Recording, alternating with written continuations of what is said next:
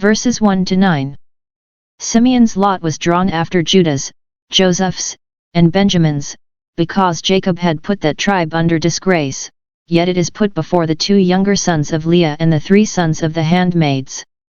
Not one person of note, neither judge, nor prophet, was of this tribe, that we know of. The situation of their lot was within that of Judah, v1, and was taken from it, v9. It seems, those that first surveyed the land thought it larger than it was, and that it would have held out to give every tribe in proportion as large a share as they had carved out for Judah, but, upon a more strict inquiry, it was found that it would not reach, v9. The part of the children of Judah was too much for them, more than they needed, and more, as it proved, than fell to their share. Yet God did not by the lot lessen it, but left it to their prudence and care afterwards to discover and rectify the mistake, which when they did, the men of Judah did not oppose the taking away of the cities again, which by the first distribution fell within their border, when they were convinced that they had more than their proportion. In all such cases errors must be accepted and a review admitted if there be occasion. Though, in strictness, what fell to their lot was their right against all the world, yet they would not insist upon it when it appeared that another tribe would want what they had to spare.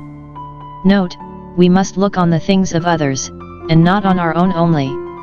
The abundance of some must supply the wants of others, that there may be somewhat of an equality, for which there may be equity where there is not law. That which was thus taken off from Judah to be put into a new lot Providence directed to the tribe of Simeon, that Jacob's prophecy concerning this tribe might be fulfilled, I will divide them in Jacob. The cities of Simeon were scattered in Judah, with which tribe they were surrounded, except on that side towards the sea.